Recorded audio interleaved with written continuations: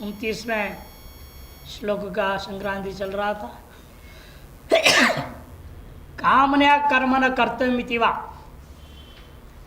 करफलम असदिति वा कर्त्रादि मिथ्या इति वा तम ब्रह्मैव तव न किंचित कर्तव्यमिति अस्ति वा न विक्षेपये।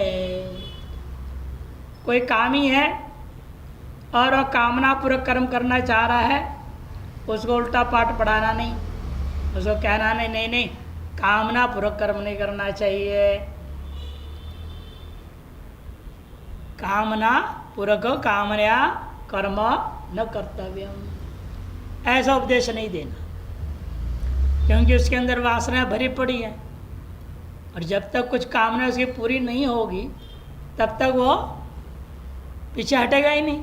ये न कि न प्रकार न कामना पूरी करने में जो लगा हुआ है उसको आप बल्कि यही कहो कामना पूर्वक तुम्हें प्रवृत्त होना चाहिए और काम जो प्रवृत्ति होगी वह शास्त्रानुरूप हो, अपनी कामना पूरी करो, मना नहीं, लेकिन शास्त्रीय विधि से कामना पूरी करने के प्रयास करो, उससे धीरे धीरे उसके अंतर्गत शुद्धि हो ही जाएगी।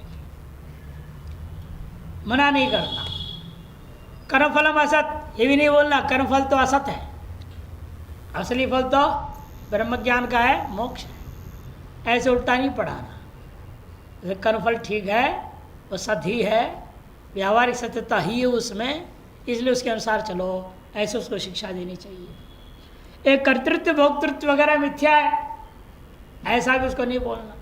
कर्त्रादि मिथ्या इति वा तुम ब्रह्मैव, तुम ब्रह्म ही हो साक्षात, अरे तुम न तव न किंचित कर्तव्यम, तुम्हारा कुछ भी कर्तव्य नहीं है, ऐसा भी पाठ नहीं पढ़ाना। ऐसे बोलना है तुम अब्रह्म हो, तुम जीव हो, ये तुम मान रहे हो बिल्कुल सही है, इसे तो जीव होने के ना कारण उससे ब्राह्मण आदि वर्ण के अनुसार आश्रम के अनुसार अवश्य तो अपना कर्म करना चाहिए, इसी प्रकार उसको उपदेश देना।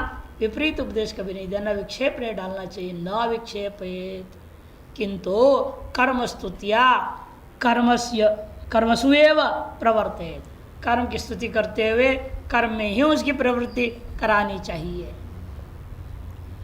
ये हाँ तात्पर्य उपसंहार कर दिया लोक संग्रह का जो समापन हुआ। टिप्पणी में कह रहे हैं 25 से 28वें श्लोक तक यदि चतुर्षु श्लोकेशु, चतुर्षु श्लोकेशु, हाँ चतुर्षु में भी रेफ नहीं है, श्लोकेशु में एकार नहीं है, चतुर्षु श्लोकेशु वर्णितम, जो वर्णन किया गया था मुख्य रूपेण लोक संग्रह विद्युत अविद्युत स्वरूपादि वर्णन के माध्यम से, उसी को उपसंहरति दृढ़यति च, उपसंहार किया जा रहा है और दृढ़ भी किया जा रहा है। अनात्मविदाम कर्मनिष्ठा तो न प्रचावयेत, अनात्मनिष्ठ अनात्मविद्ता जो लोग हैं, अनात्विद लोग हैं, अज्ञानी लोग हैं, उनको कर्मनिष्ठा से हटाना नहीं चाहिए। न प्रचावयेत किंतु कर्मसु प्रवर्तेत, किंतु उनको कर्म में ही प्रवृत्त करानी चाहिए। इति आत्मविदाम प्रति, ये आत्मवेत्तांगल उपदेश देते भगवान ने कहा है। प्रकृते रीति उभयत्र गुण शब्देन कार्य कारणान्येव ग्राह्य, गुण सम्मूढ़ा और गुण कर्मसु, दो बार गुण शब्द आया है, दोनों ही जगह गुण शब्द से कार्य कर्ण संघात को ही लेना है। न तो सत्वादि कारणानि, कारणात्मक जो गुण है सत्वरजतम उतने मात्र में सीमित नहीं रखना, किंतु उनके कार्यभूता कार्य और कर्ण समग्र को ले लेना। गुण ही सम्मूढ़ा, गुणानाम कर्म, ये समास है। इति च तयो शब्दयोः समास। गुणश्च कर्म चेति द्वंद्वादिर बहुब्रीर्वा, अथवा गुणश्च कर्म च, इस प्रकार से द्वंद्व समास या बहुब्री समास नहीं मानना। कर्म चेति न द्वंद्वादिर बहुब्रीर्वा। गुण सम्मूढ़त्वे दृष्टांत जो सुप्रसिद्ध हम लोग बताते हैं, लाठी बाबू दृष्टांत जानते हैं ना, याद है लाठी बाबू दृष्टांत, किसी को याद नहीं है। एक सेठ जी थे, कलकत्ता की कहानी है ये, परम वैष्णव थे बेचारे। और वो जो है कहीं मजबूरी में एक मित्र के बेटे की शादी में जाना पड़ गया, चले गए। कहीं वो पानी भी नहीं पीते थे इसीलिए बाहर। और वहाँ मित्र जोर लगा दिया, ऐसे कैसे होगा, आप हम बड़े मुश्किल से तो पधारे हो, और ये जो है सेव का रस है, सेव का है, इसलिए पियो, बिल्कुल विशुद्ध वैष्णव। यूँ बोल करके थोड़ा दारू पिला दिया। अब जिंदगी में कभी प्याज लहसुन भी नहीं खाया, मिर्च मसाले नहीं खाए, उसके लिए इतना सा दारू भी बहुत है। और थोड़ी देर में उनको आंखें बंद होने लगी, सर में चक्कर आने लगा। तो मित्रों ने देखा अब क्या करे, फटाफट उसको पकड़ गए, ले गए गाड़ी में उनके बिठाया और ड्राइवर को बोले चुपचाप इनको घर पहुंचा देना। और हमेशा वो लाठी लिए चलते थे, लाठी थी साथ में। किसी तरह से घर वालों को ना बताते चुपचाप जो है गाड़ी का जो संचालक था, ड्राइवर था, उसने सेठ जी को अपने कमरे में पहुंचा दिया। सेठ जी ने क्या किया, नशे में थोड़ा होश में आ गए थे हल्के से, तो लेकिन पूरा होश था नहीं, उन्हें लाठी को बिस्तर पर डाल दिया और उसको बढ़िया से रजाई उड़ा दिया। और जहाँ लाठी होता है रखते थे उस पर जाके खड़े हो गए। अब उधर देखा वो ड्राइवर जो तो समझदार था, बाकी सब लोग लेट हो गए तो सो गए होंगे, उसने दूध बनाकर लाया, सेठ जी को पिलाते तो सो जाए पी कर। वो देख रहा है कहाँ है सेठ जी, इधर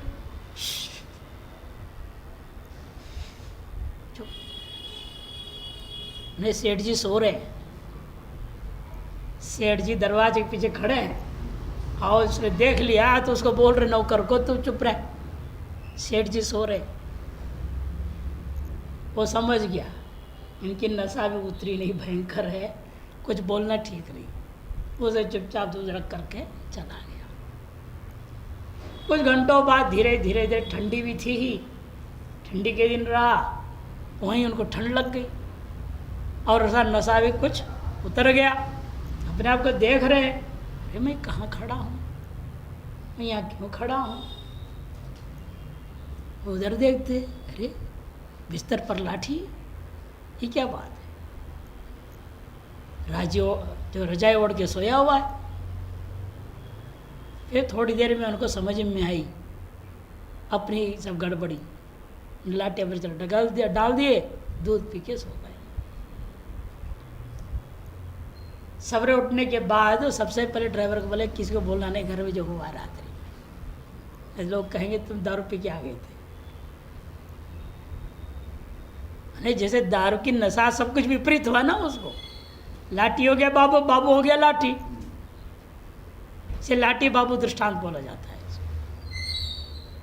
वैसे अज्ञान रूपी नशा, माया रूपी नशा है ये, इसे विमोहित हो गया आदमी उल्टा ही पकड़ेगा, अनात्मा को आत्मा, आत्मा को अनात्मा पकड़ता है। ऐसे जो अनात्मज्ञ है उसको उपदेश देने से कोई फायदा नहीं। उससे नौकर ने समझदारी के उपदेश देता हो उनको, अरे आप सेठ जी आप कहाँ यहाँ खड़े हो गए, लाठी के यहाँ कैसे लिटा दिया आपने, तो काम बनता, नाराज हो जाते हो।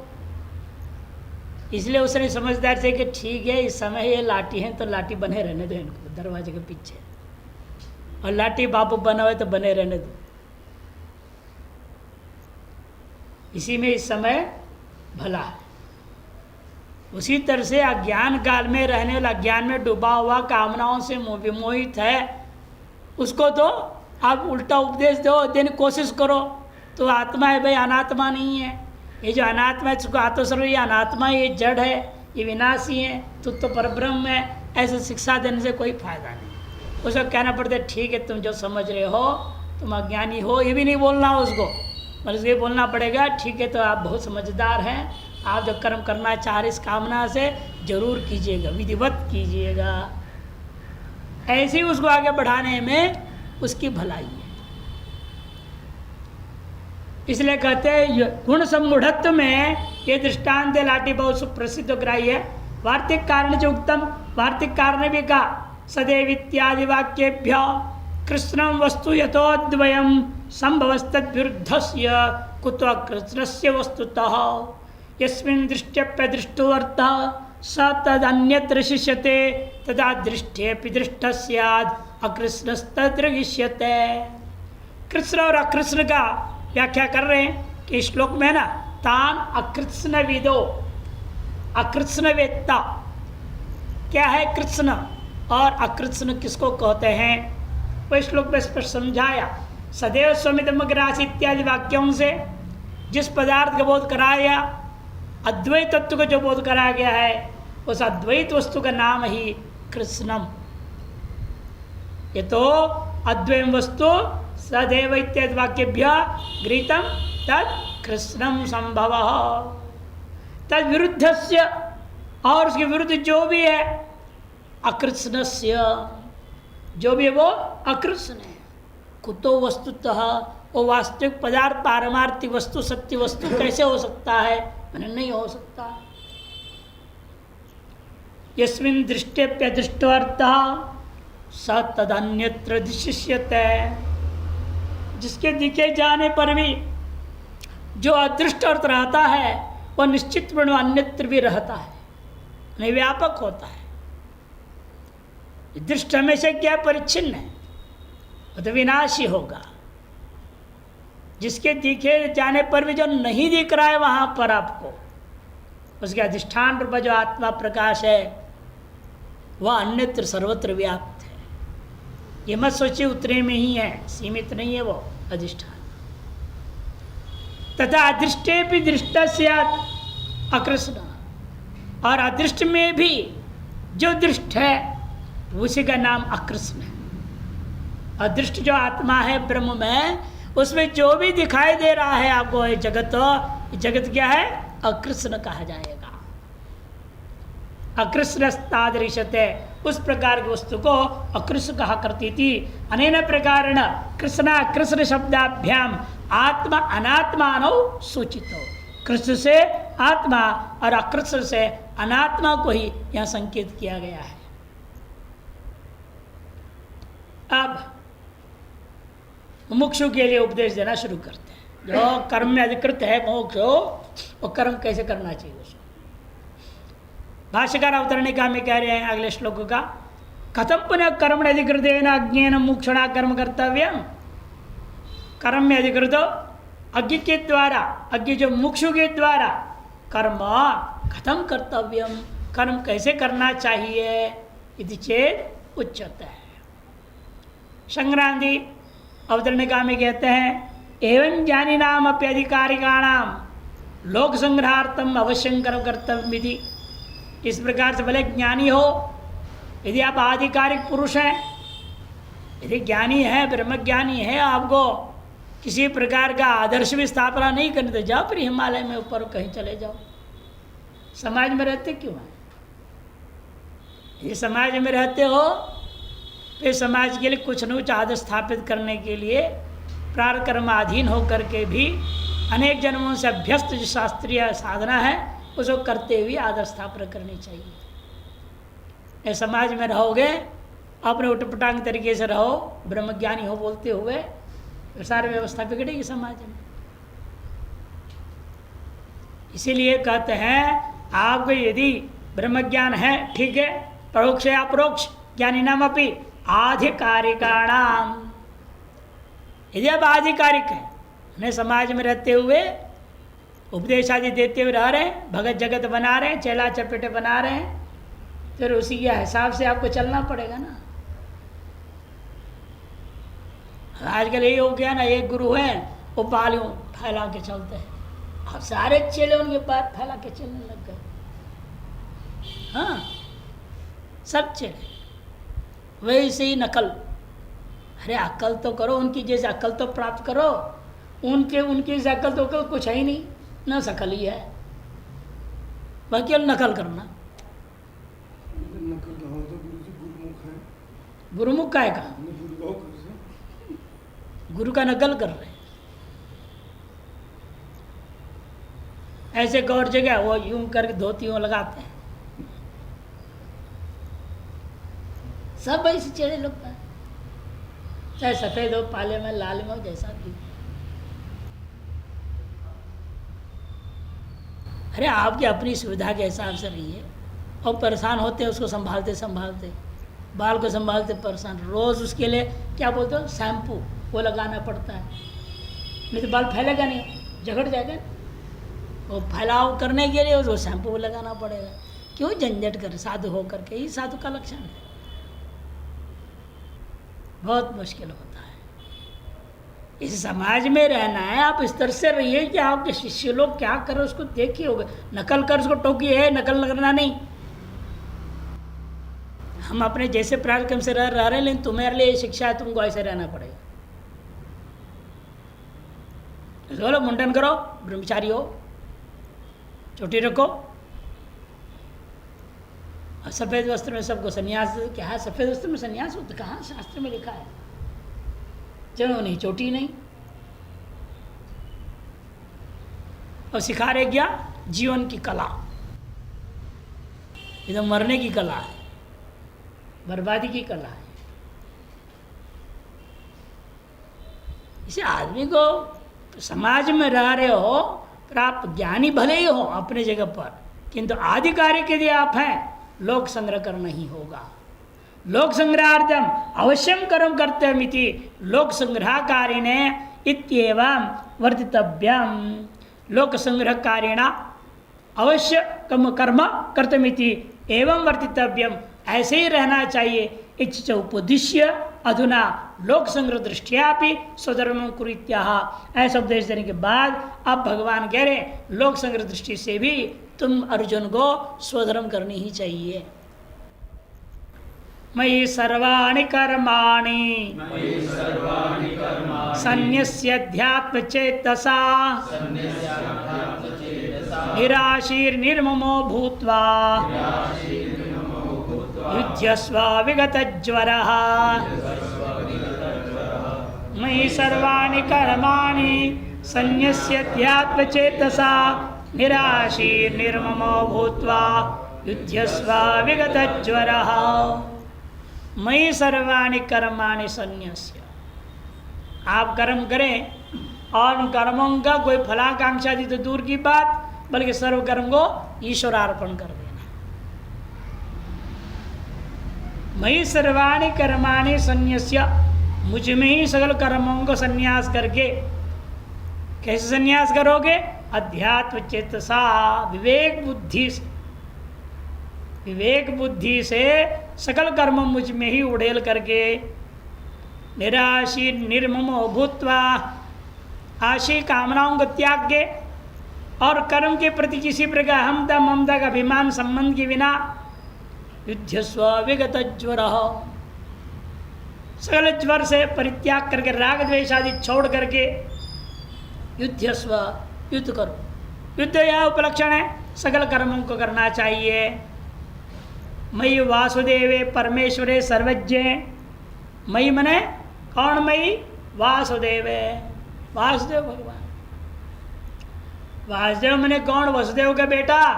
कहते नहीं, परमेश्वरे सर्वज्ञ। परमेश्वर है तात्पर्य उसका, सर्वज्ञ, सर्वात्मा में सर्वाणि कर्माणि, सकल कर्मों को सन्न्यस्य निक्षिप्य, समर्पण करके, डाल करके, अध्यात्म चेतसा, विवेक बुद्धिया, विवेक बुद्धि से। अहम कर्ता ईश्वराय भृत्यवत करोमि इत्यनया बुद्धिया। ये विवेक बुद्धि क्या? यही है, मैं इस कर्म का करता हूँ, लेकिन कर्म किस लिए कर रहा हूँ? मैं अपने लिए नहीं, ईश्वराय, ईश्वराय अहम करोमि, ईश्वर के लिए मैं करता होकर कर्म करूँगा। कैसे? वो भी दृष्टांत भृत्यवत, जैसे नौकर मालिक के लिए करता है, वैसे मैं ईश्वर के लिए करूँगा। इस भाव से कर्तृत्व को स्वीकार करके भी आपको कर्मकांड करनी चाहिए। इति अनया बुद्धिया, एतादृश बुद्धि का नाम विवेक बुद्धि। किंचा, इतना ही नहीं, साथ साथ और कैसा होना है? निराशी ही, त्यक्ताशी ही, त्यक्त सकल कामनाएं, निर्ममो मम भावश्च निर्गतो यस्य तब स तम निर्ममो भूत्वा, मम भाव निकल चुका है जिस व्यक्ति से, ऐसा जो तुम्हें कहा जाता है निर्मम, निर्मम हो करके। युध्यस्व विगत ज्वर, विगत संताप, विगत शोक सन। अभी शोक संविघ्न मानसा शुरू में बोला था ना, शोक से संविघ्न मन वाला होकर बैठ गया था। अब सारे शोकों को परित्याग कर दो। मैं कैसे मारूंगा? गुरु न हत्वा हि महानुभावान, गुरुओं को कैसे मार डालूं? इत्यादि बात छोड़ो, अविवेक जगाओ अपनी। ये सब अनात्माएं हैं, इन अनात्माओं को मार दिया तो कोई आपत्ति नहीं है। विगत शोक वाला होकर के विवेक पूर्वक अपना कर्म में लग जाओ। संक्रांति टीकाकार कहते हैं, लोक संग्रह करता आत्म तत्वज्ञ। लोक संग्रह करता कौन है? यहाँ पर आत्म तत्व का ज्ञाता है, साधारण नहीं। आत्म तत्व का ज्ञाता लोक संग्रह करता है। ऐसा तुम अध्यात्म चेतसा, ऐसे अर्जुन को कर इतने मैंने द्वारा दिए हुए आत्मनात्म ज्ञान का विवेक ज्ञान तेरे को भी हो चुका है, तुम भी मानो आत्म तत्व के ज्ञाता हो। ऐसे जो तुम लोक संग्रह करता बन करके अध्यात्म चेतसा, इदम सर्वम इदम आत्मा। संक्रांति हमेशा सब ब्रह्म की ओर ही ले जाते, ब्रह्म ज्ञान की ओर। इदम सर्वम इदम आत्मा इति श्रुत्युक्त रीत्या, इदम सर्वम इदम आत्मा इत्यादि श्रुति से, श्रुति उक्त रीति से आत्मान अधिकृत्य इति जो है अध्यात्म, ये अर्थ लो, आत्मान अधिकृत्य इति अध्यात्मा प्रवृत्तम। ऐसे जो प्रवृत्त शास्त्र है उसको कहेंगे अध्यात्म शास्त्र। वही है चित्त में जिसका चेतो ज्ञानम अध्यात्म तच्चेतश्च, अध्यात्म और ऐसा जो ज्ञान उसको कहते अध्यात्म चेता। तेन अध्यात्म चेतसा ब्रह्मार्पण ब्रह्म इत्यादि वक्षमाण लक्षण, या ब्रह्मार्पण ब्रह्म इत्यादि आगे कहे जाने वाले जो ब्रह्म दृष्टिया, प्रत्यक दृष्टिया, दृष्टया हो गया तो हल कर दो। प्रत्यक दृष्टिया सर्वम ब्रह्म विधि दर्शनेन, सब कोई ब्रह्म ही है। यहाँ कोई मामा नहीं, चाचा नहीं, ताऊ नहीं, गुरु नहीं, पितामह आदि नहीं है। यहाँ यूँ नो समझो, सर्वम ब्रह्मैव इति दर्शनेन कर्माणि नित्य नैमित्तिकादि सर्वाणि। कर्माणि मने कौन सी कर्माणि? नित्य नैमित्तिकादि सर्वाणि, नित्य नैमित्तिक सभी कर्मों में मयि सर्वात्मनि ब्रह्मणि सन्न्यस्य, मुझ सर्वात्मा ब्रह्म में, सर्वात्माओं का अधिष्ठान, सकल संसार का अधिष्ठान ब्रह्म में सन्न्यस्य सर्वम ब्रह्मैति प्रविलाप्य, सर्वम ब्रह्म इस बुद्धि से सब कुछ उसमें विलय करके जयेना प्राप्ते राज्य युद्ध क्रिया फले निराशी ही, भले आपने जो है विजय के द्वारा राज्य को प्राप्त कर लो, युद्ध क्रिया फल में निराशी ही, निरपेक्ष होकर युद्ध करो। जीत और हार छोड़ो मेरे ऊपर, जीतूंगा या हारूंगा, यदि वा जय मो यदि वा नो जय यो हो इत्यादि जो बातें तुम्हारे मन में थी ये सब छोड़ दो। छोड़ करके क्या करना? युद्ध क्रिया फले निराशी निरपेक्ष सन वध्यमानेषु भ्रात्रादिषु निर्ममो, वध्यमान जो है भाई आदि हैं जो, उनमें ममत्व भाव को त्याग दो। ममता रहितो भूत्वा एते मदिया मया हन्यन्ते यो ज्वरः, ये सब मेरे हैं और मेरे द्वारा मैं इन्हें कैसे मारूंगा, इस प्रकार का जो संताप है। ज्वर मैंने ज्वर धातु है संताप अर्थ में ही, ज्वर मैंने संताप, स विगतो यस्य, तार संताप निकल चुका है, नष्ट हो चुका है जिस व्यक्ति का, उसे कहा जाता है स विगत ज्वरः। निशोको भूत्वा, शोक रहित होकर के युद्धस्व, युद्ध करो।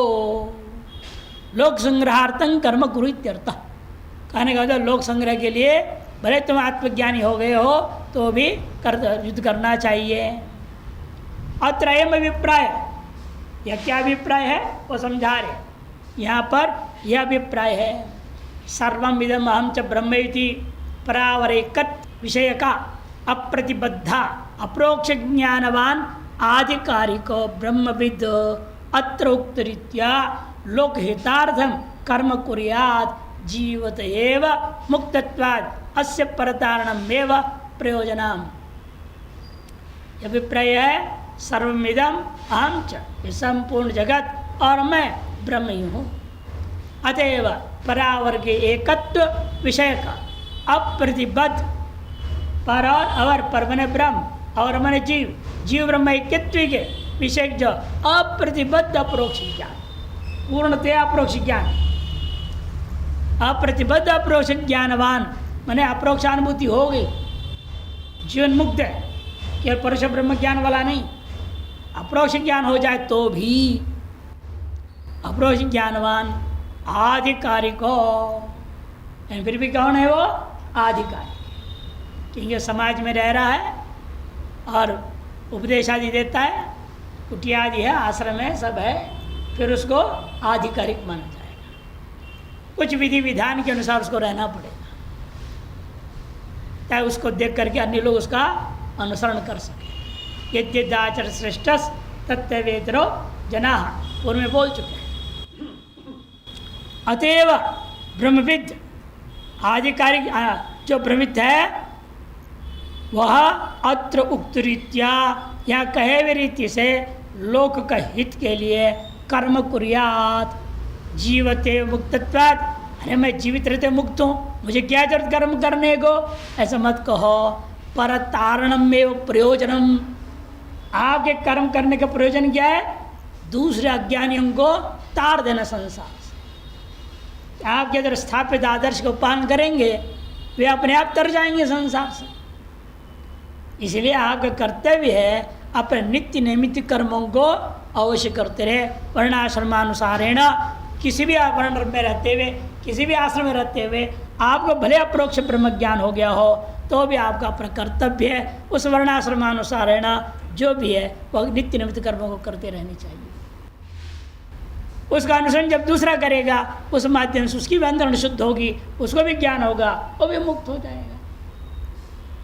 परोक्ष ज्ञानी चेत, ये हो गया अपरोक्ष ज्ञानी हो तो। यदि परोक्ष ज्ञानी हो उसके लिए फिर और सख्त नहीं हो जाएगा नियम। आत्मा देहादि भिन्न, अभी आपके लिए क्या है? आत्मा देहादि से भिन्न है। क्या कोई परोक्ष ब्रह्म, सर्वम ब्रह्म परोक्ष मात्र ही अनुभूति नहीं हुई है, इसलिए सर्वम ब्रह्म कहते वक्त भी आपके लिए देहादि से भिन्न आत्मा है। तद दृष्टित्वात् घट दृष्टिवत, क्योंकि शरीर आदि का दृष्टा होने से घट के दृष्टा के समान। इति स्वस्य देहादि भिन्नत्व ज्ञानेन, स्व में देहादि भिन्नत्व ज्ञान के द्वारा यौक्तिकेन, जो युक्ति मात्र सिद्ध है, अनुभव सिद्ध नहीं हुआ है, यौक्तिकेन ना हम कर्ता कारयति अकर्तृत्व बुद्धिया। भले ही विज्ञान परोक्ष ब्रह्म ज्ञान ज्ञान से भी आपको मालूम है मैं करता नहीं हूँ, न मैं कराता हूँ। एतादृश नाहम कर्ता कारयिता इत्येत इति अकर्तृत्व बुद्धिया माया मात्रमिदं द्वैतम इत्य श्रुति बलेन। और माया मात्रम इदम द्वैतम, इस श्रुति के बल पर भी इदम सर्व मिथ्या माया कार्यत्वात्, ये सब कुछ मिथ्या है माया का कार्य होने से। ऐसा अनुमान भी कर लो आप। इंद्रजाल वदिति आदि युक्ति बलेन च कर्ता कार्यं करणंच सर्वं मिथ्यैवेति। कर्ता कार्य और कर्ण सब कुछ मिथ्या ही। इसी कर्तरादि सर्वस्व मिथ्यात्व में पश्यन, कर्तरादि सभी के अंदर मिथ्यात्व को देखता हुआ सर्वत्र निराशी ही, अतः किसी की आशा करने की जरूरत नहीं। निराशित्व के लिए सर्व मिथ्यात्व ज्ञान है। यदि एक भी में सत्यत्व हो जाएगा उसकी कामना हो जाएगी आपके अंदर। किसी में भी सत्यत्व बुद्धि आई तो उसके अंदर उस विषय में आपके अंदर कामना जग जाएगा। तो सर्व मिथ्यात्व रहेगा तो किसी भी कामना ही नहीं होगी। निराशी होने के पीछे मूल बीज क्या है? सर्व मिथ्यात्व बुद्धि, यह उनका कहना है। सर्वस्य मिथ्यात्वमेव पश्यन् सर्वत्र निराशी ही।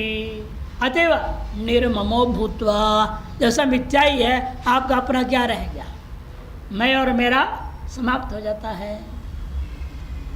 लोक हितार्थं कर्म कुर्यात्, ऐसा होकर के भी लोक के हित के लिए अवश्य कर्म करनी चाहिए।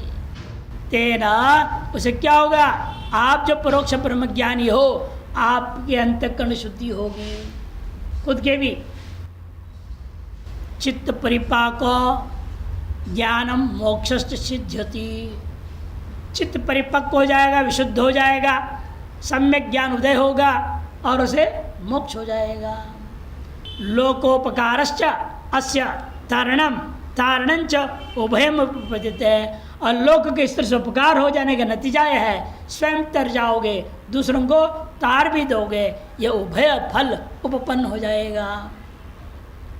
और अनात्मज्ञ तो पहला पक्ष अपरोक्ष ब्रह्मज्ञानी, दूसरे पक्ष परोक्ष ब्रह्मज्ञानी और तीसरा पक्ष अनात्मज्ञ। तीनों के लिए एक ही नियम है, लोक संग्रहार्थ नित्य निमित्त कर्म अवश्य करना ही चाहिए। अनात्मक परिग्रह ममता रहित, उतना ही उसके लिए विशेष उपदेश रहेगा। आप अनात्मज्ञ हैं, आपके अंदर इच्छा रहती है मेरा ये होवे मेरा वो होवे, परिग्रह करने की इच्छा है, अब उससे बचने की कोशिश करो। अनात्मज्ञ बटोरने में लगा रहता है हमेशा, अनात्मज्ञ का स्वभाव है बटोरना, जितना भी रहेगा वो कम ही रखता है, जितना भी है वो कम ही है। अतएव उसका उपदेश ही है परिग्रह यदि कर भी लोगे उसे ममता रहित हो जाओ। ये बटोर भी लिया, बटोरे हुए में ममत्व रहित हो जाओ। निर्ममो भूत्वा कर्म फल अनपेक्षश्च, और जो कर्म कर रहे हो उसकी फल की अपेक्षा भी मत करो। श्रौतानि स्मार्तानि सर्वाणि कर्माणि, ऐसा भूतवा होकर श्रौत स्मार्त सगल कर्मों को ईश्वरार्पण बुद्धिया, ईश्वरार्पण से स्वार्थम एवं कुर्यात्, स्वप्रयोजन मात्र का दृष्टि में रखते हुए भी तुम करो, लेकिन करते हुए ईश्वरार्पण बुद्धि से करो। तेना चित्त शुद्धि, उसके अंदर क्या होगा, चित्त शुद्धि होगी। तया ज्ञानम, उसे ज्ञान होगा, ज्ञान से क्या होगा, मोक्षश्च सिद्ध्यति, उसका भी मोक्ष कल्याण हो जाएगा। अतः खुद का भी भला और दूसरों का भी भला रहता है इसमें, चाहे आप अज्ञानी हो, चाहे अपरोक्ष ब्रह्मज्ञानी हो, चाहे परोक्ष ब्रह्मज्ञानी हो, करने में ही भला है, न करने में सबका नुकसान होगा। अज्ञयोर मोक्षो अमोक्षोर वैलक्षण्य विशेषश्च वदन, अज्ञ जो मुमुक्षु और अज्ञ जो अमुमुक्षु, दोनों में फर्क बताने के लिए श्लोक है। दोनों मुक्षु है तो भी अज्ञानी होगा और अमुमुक्षु भी अज्ञानी होंगे। उन दोनों में फर्क क्या होता है, मुक्षु में त्याग वैराग्य रहता है और अमुमुक्षु में बटोरने की आदत रहता है। इनमें विलक्षण विशेषश्च वदन, विलक्षणता के साथ विशेष कहते हुए अर्जुन से कर्माधिकार दृढ़यति, अर्जुन के प्रति भी कर्माधिकार को दृढ़ करता हुआ कथन कर रहे हैं। मयीति इदम मतम से आरंभ किए थे भगवान 3-4 तीसरे अध्याय के 4 श्लोक से इत्यारभ्य 3-29 यहाँ तक के पर्यंतम यन मुमुक्षुभिरपि ईश्वरार्पण कर्म करते मित्युक्तम, जो मुमुक्षुओं के द्वारा भी ईश्वरार्पण विद्या कर्म अवश्य करते हुए कहा गया था, अनात्मज्ञों को भी कहा गया था, ज्ञानी को भी आत्मवेत्ता तत्वित्त को भी कह दिया था, सभी को कर्म करना ही चाहिए। तद आत्मानम अधिकृत्य प्रवृत्तम शास्त्रमिति अध्यात्म, आत्मा को अधिकृत करके प्रवृत्त जो शास्त्र का नाम होता है अध्यात्म। तत्र प्रवणेन, उसके प्रति झुकाव है जिसका, जिस चित्त के, ऐसे चित्त वाले को कहेंगे अध्यात्म चेता, तेना अध्यात्म चेतसा इति। शाक पार्थवादित्वात् मध्यम पदलोपि समासः, शाक पार्थिवाधिकरण में लेकर के मध्यम पदलोपी समास करना पड़ेगा। मध्यम और पद के जो दूरी है मिला दो। कई जगह ऐसा दूरी रह गया है, इसमें अशुद्धि इतनी है, खास अशुद्धियाँ नहीं है, लेकिन दूरी को नज़दीक नहीं लाया। निष्कृष्टार्थस्तु विवेक बुद्धिया इति, इसका अध्यात्म चेतसा का निष्कृष्ट अर्थ क्या है? कहते विवेक बुद्धिया। बुद्धिया में ध हलंत है, बुद्धिया ध हलंत करो इति। युद्धस्व इति उपलक्षण, और युद्धस्व जो कहा गया वर्तमान युद्ध भूमि में खड़ा है, इसलिए युद्धस्व कह दिया गया। इन उपलक्षण इसलिए सर्वकर्म करने के लिए। विहितानि सर्वाणि कार्याणि कुरु इत्यर्थ, विहित सकल कार्यों को करना चाहिए, सकल कर्मों को करना चाहिए, ये इसका तात्पर्य है। यदि तन्मतम कर्म कर्तुमिति सब प्रमाण मुक्तम तत्तथा, जो वह यह मेरा मत है, कर्म अवश्य करना चाहिए, सब प्रमाण कह दिया गया था। इसमें बीच में प्रमाण भी दे दिया, प्रजापति को प्रमाण, प्रजापति ने सृष्टि आरंभ किया है, यज्ञों के सहित इत्यादि प्रमाण सहित कह चुके हैं, अतएव अवश्य पालनीय है।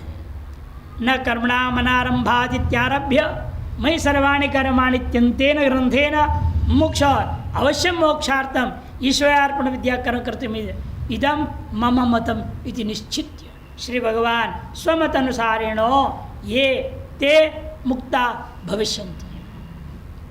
न करुणामनारंभा से आरंभ करके मई सर्वाणि कर्माणि पूर्व श्लोक पर्यंत ग्रंथ के द्वारा मोक्ष को विशेष तौर पर अवश्य मोक्ष के लिए ईश्वरार्पण बुद्धि से कर्म करना चाहिए, यह मेरा मत है, ऐसा निश्चय पूर्वक कथन करके भगवान जो है स्वमत के अनुसरण करने वालों को एक बहुत बड़ी गारंटी दे रहे हैं।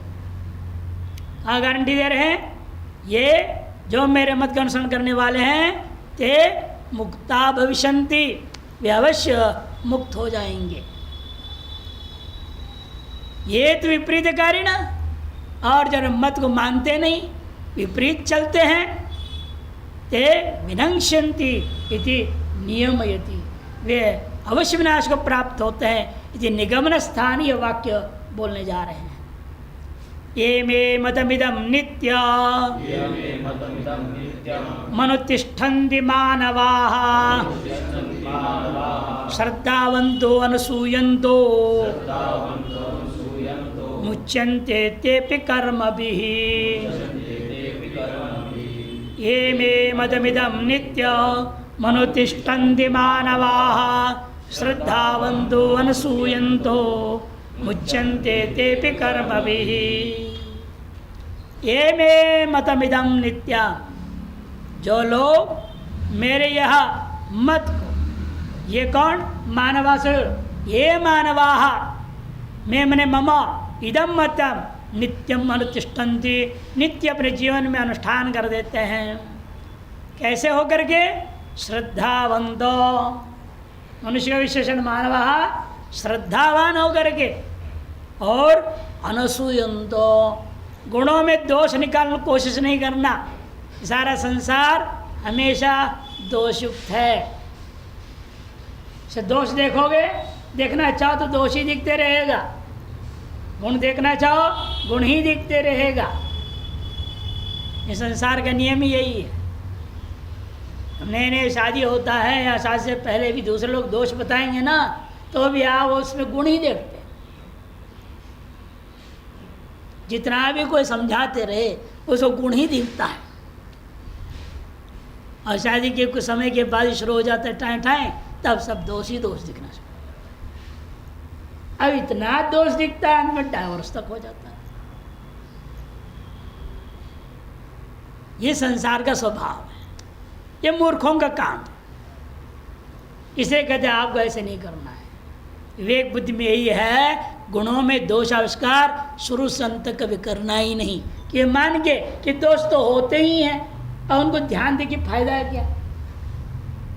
इसलिए गुणों को बढ़ावा दो, उसे और आगे बढ़ाओ, ताकि उसी के माध्यम से हमारा कल्याण होने वाला है। ते भी वे लोग भी कर्म भी मुच्यन्ते, कर्मों से मुक्त हो जाएंगे।